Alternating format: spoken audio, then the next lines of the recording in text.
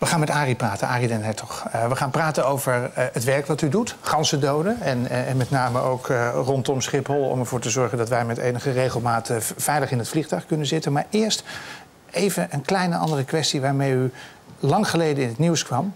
Want u bent die man die tijdens Domino D-Day die vermalendijde mus heeft doodgeschoten. Ja, inderdaad ook nog, ja. He? Gaat een golf van herkenning door de zaal. Ja. Straks mensen met handtekeningen. Ja, klopt. Nee, overal eigenlijk al vast. Was dat in één schot eigenlijk? Ja. Ja, wat denk je? Ja, je weet het. Ganzen dood.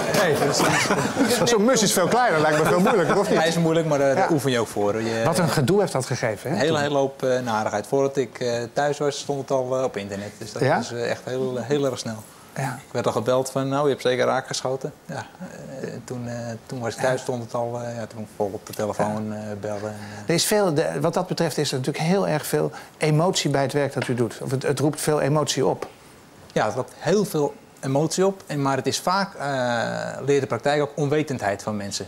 Eigenlijk een korte visie die ze zien. Eigenlijk mensen, als je de tijd krijgt om mensen uit te leggen hoe het zit. Het verhaal vertelt eigenlijk wat de problematiek is. En wat we hebben allemaal domino-steentjes en we hebben een mus en ik schiet die mus dood. Wat moet ik nog meer weten? Ja, maar dat is over domino-mus. Dat gaat precies een vogel om een spelletje. Maar dan weet je ook inderdaad, dat was de problematiek ook. Dat er een vogel of een dier doodgemaakt was voor een spelletje. Maar niet de verhalen dat er zoveel geld ook mee gemoeid gaat natuurlijk. Dat er wel een heleboel stenen omgegooid waren. Weet je, waar je maar bij de ganzen bijvoorbeeld? Hoeveel ganzen heeft u wel vermoord, denkt u? Nou, vermoord klinkt wel heel over aantal doodgemaakt. Praten, maar veel. Ja, maar 200? Nee. Meer dan 200? 300? Meer dan 200, ja. 400? Meer dan 3 nullen. Ja, meer dan 3 nullen. Ja. En dat deed u vergassend. En dat doet u nu met de hand, want gassen mag niet meer. Hè? En u doet het allemaal met name voor de luchtvaart. Ja. Voor de veiligheid van de luchtvaart. Veiligheid van de luchtvaart, ja. En ook voor andere gebieden, voor de natuur, voor de boeren ook. Maar dit hoofdzakelijk voor de luchtvaart. Ja. Dat vergassen, hoe gaat dat? Dat vergassen dat gaat in een gesloten container. Eigenlijk waar je ze in doet en waar ze gas hoe kom je aan ze dan, die ganzen? Die moet je dus vangen dan? Ja, die gaan we eerst vangen. Dat gebeurt eigenlijk in de ruiperiode. Een gans die groeit op en die krijgt op een gegeven moment gaat die eieren leggen. En er komen jongen uit. En op het moment dat de jongen geboren worden, gaan de oude dieren in de rui. Dat heet slagpennenrui. Dat betekent dat ze de slagpennen gaan verliezen en nieuwe krijgen. En tot het moment kunnen ze alleen maar lopen. Oh, ja. Dat is maar dus als hij echt op zijn zwakst is, dan komt u eraan? Als hij op zijn zwakst, ja, precies. Ja, het zwakst, dat is wel waar. Want dan groeperen ze ook nog. Want ze zoeken de veiligheid van de groep juist op. Ja. Omdat ze denken van, ja jongens, we kunnen niet vliegen. We moeten veilig zijn met de groep. En dan slaan wij toe en dan vangen wij. Dan slaat u toe met een net?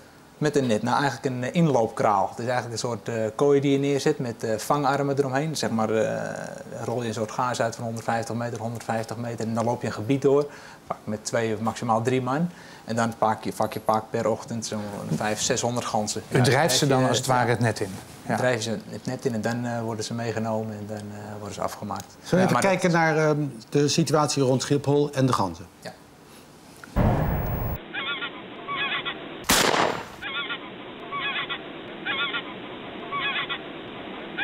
Kijkt u naar de witte pijl, dan ziet u een vogel die bij het opstijgen van het vliegtuig in een motor terechtkomt. De Boeing was om 9:10 opgestegen. Vrijwel direct kwam het in botsing met een stuk of 6 ganzen. De piloten besloten tot een noodlanding.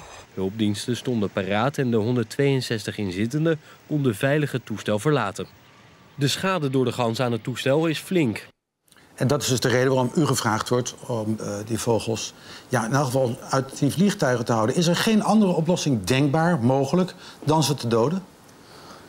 Er zijn natuurlijk wel oplossingen waar ze mee bezig zijn. Er wordt heel veel onderzoek naar gedaan. Er wordt onderzoek gedaan momenteel ook met radar om te kijken of we ze kunnen kijken waar ze vandaan komen, waar ze naartoe gaan. En er wordt meer onderzoek gedaan. Er wordt gewasteelt gedaan. Kijken of de veranderingen in teelt kunnen verminderen of het vliegen van de ganzen over de luchthaven heen. Want de luchthaven zelf die heeft eigenlijk helemaal geen ganzen. Het is echt van de problematiek eromheen, van het overheen vliegen, waar het gevaarlijke situaties oplevert. Maar een stok met een hoedje erop dus niet meer voldoende? Nee, dat werkt niet meer. En van die schoten? En van die schoten, nee, daar wennen ze ook heel gauw aan. Het zijn eigenlijk dieren, die moet je echt continu afwisselen. En het vangen, kijk, het zijn er wel natuurlijk de laatste paar jaar is het vertienvoudigd. Dus het probleem is ook... Het aantal ganzen is vertienvoudigd? Het Het aantal ganzen is vertienvoudigd. En daarom zijn die gevaarlijke situaties komen ook steeds meer. Dus daarom is eigenlijk de redenatie nu ook eigenlijk de populatie moet naar beneden. Want hoe meer ganzen je hebt, ja, hoe meer kans er is dat je een baan kruist met ganzen en dat het tegelijkertijd in de lucht zitten. Dus hoe minder ganzen, hoe meer kans op aanvaringen. Wat doet u eigenlijk met... Want dat vergassen dat mag dan nu niet meer, hè? Nee. Maar u maakt dus toch duizenden ganzen dood. Wat doet u met die dieren? Verkopen die aan de slager? Of, De dieren gaan allemaal naar de polier toe inderdaad. Die worden gewoon opgegeten. Alleen is er wel een probleem, want de vraag is niet heel groot. Nee, vind je het gek? Een vergaste gans, daar zit ik ook niet op te wachten. En dat is het probleem. Dat is nou goed dat u dat zegt, want het is gewoon voor consumptie geschikt. Dat zijn gewoon CO2, wat ik nu ook in mijn spaarrood drink. Alleen dan de dodelijke dosis. Het is eigenlijk natuurlijk een perfecte manier om gans te doden. Alleen het klinkt zo heel vervelend. Maar in principe zijn ze binnen 30 seconden bewustzijn kwijt. En binnen 1,5 minuut zijn ze gewoon dood. Het is net als je een gasmaskertje het ziekenhuis opkrijgt. Je wordt gewoon versuft. Ja, maar alleen als je het maskertje te lang ophoudt, dan leg je het af. Zullen we even kijken wat Jamie Oliver heeft het met een vergaste kuiken gedaan? So Mark, can we start the process please, and can you talk us through this method of dispatching male chicks? Right. They will slowly, as you see, get slight breathing difficulties, become unconscious, and then eventually die. It should take around about 1 to 2 minutes.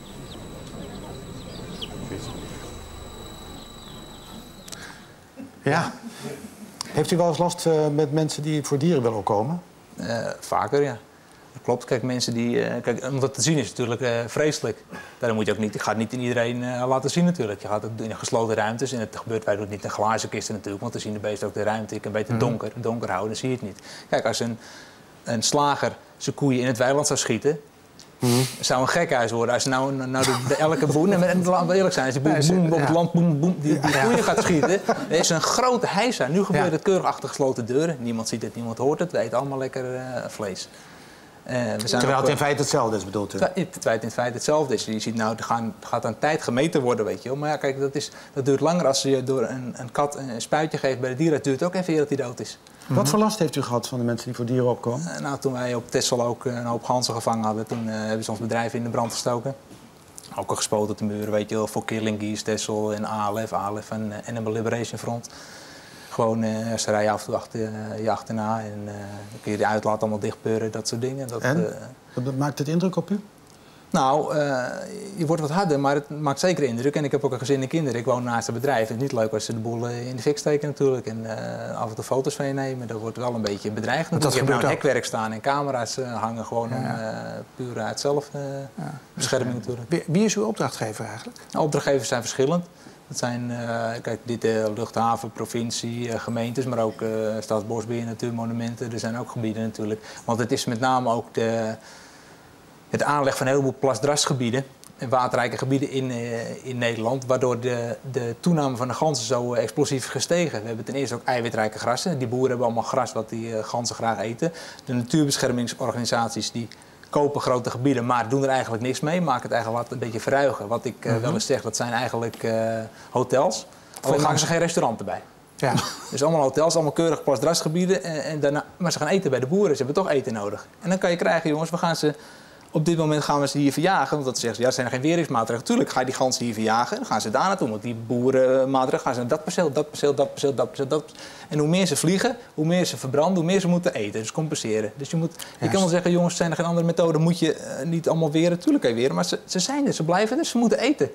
Ja. En het wordt alleen maar meer. Dus er worden ook nestbehandelingen gedaan. Dat in ieder geval de jongen niet uitkomen. Hoe doe je dat dan? Dat doen we in het broedseizoen. Worden de eieren van de nesten behandeld met maïsolie.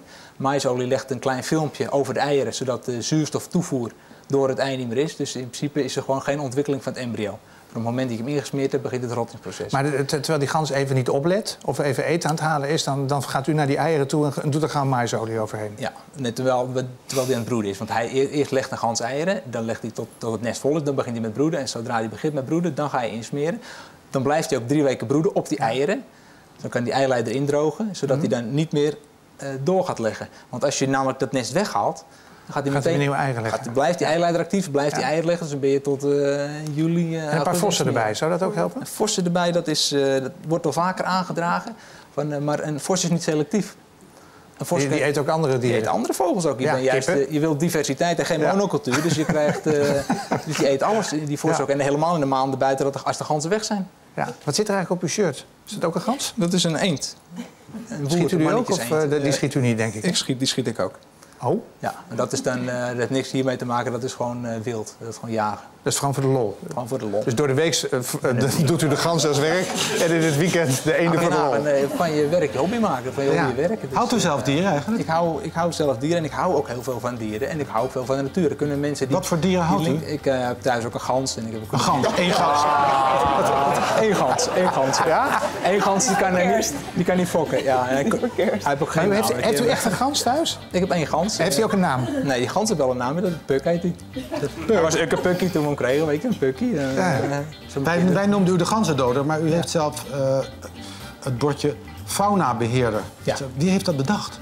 Nou, faunabeheer is gewoon een al grotere naam voor het beheren van wild in Nederland. Dus het is gewoon dat je kan... Kijk, ik ben ook een hele grote voorstander van populatiebeheer. Niet zoals er nu gebeurt. Nu ga je ingrijpen op schade. Maar ik vind, de populatie moet naar beneden. Je moet niet eerst aan hoeven tonen dat die ganzen schade aanrichten. Je moet ook gewoon, omdat de populatie op een gegeven moment te groot is, kunnen ingrijpen. En dat is nou iedere keer, bijvoorbeeld was ook het geval toen we op Texel gingen vangen, moest op een gegeven moment gestopt worden. Ja, want als er geen schade is, dan hoeft het ook niet weg te vangen. Toen moesten we stoppen door een rechtszaak. We hadden nog 4.500 gevangen of zo, moesten nog 2.500. Dan was je in principe terug naar 300 broedparen wouden we toe. Maar ja, dat was waar we niet toegekomen. Ja, nu groeit dat weer aan in principe natuurlijk. Stel, we hebben hier 100 ganzen en u moet ze doden. Hoe lang doet u erover met die nek omdraaien? Ja, 100 ganzen doe ik wel even over, ja. Dus ik doe het ook liever niet. Dat zijn ook geen leuke dingen, weet nee, maar hoe lang doet u erover? Nou, 100 ganzen, 15 minuten. 15 minuten? Ja. Dus dat gaat... Ja, een beetje doorwerken. Ja? Ja. Nee, ik snap dat het voor jou heel erg vervelend is, maar is het de methode met de minste leed voor de dieren? Nee. Nou, het minste leed, kijk, zolang het gas niet politiek vrij wordt gegeven, is dat een alternatieve methode. Ik ben ook een van hen die kop eraf hakken. Maar dat klinkt heel bot allemaal, heel cru en dat wil je ook niet. Kijk, maar één ding is zeker, ze worden gevangen en daarna moeten ze gedood worden. Hoe? Ik zeg altijd, zeg maar, wat de beste methode is, die gaan we uitvoeren. Ja. Maar momenteel vind ik, en dat is ook wetenschappelijk onderzocht, vind ik gassen de meeste methode. Het ziet er niet uit, maar het werkt wel snel en effectief. Je doet wel zeg maar 500 in 2 minuten. Is dat misschien niet voor de bloeddorstige fractie van de Partij van de Arbeid om daar een alternatief voor te bedenken? Pardon? Is dat dat is zo snel mogelijk, want dat is het probleem. Het duurt lang. Elk jaar dat er weer 100.000 ganzen bij komen, moeten er ook weer meer ganzen af. Dus hoe langer er niet ingegrepen wordt, hoe meer ganzen er afgemaakt moeten worden. En dat vergeten vaak mensen ook. Want elk jaar, er is een plan gemaakt over in zeg maar, Nederland 280.000 terugbrengen naar 100.000. Maar dat is al 2 jaar terug, dus nu zit er al 400.000. Dus moet er alweer 300.000 afgemaakt worden om terug te komen naar de reële stand. Ja. Nou, het is jammer dat het zo kort in het jaar maar grote groepen kan vangen. Die rijperiode is maar 4 weken, dat is helaas. Oké, dit was hem. Dank je hartelijk.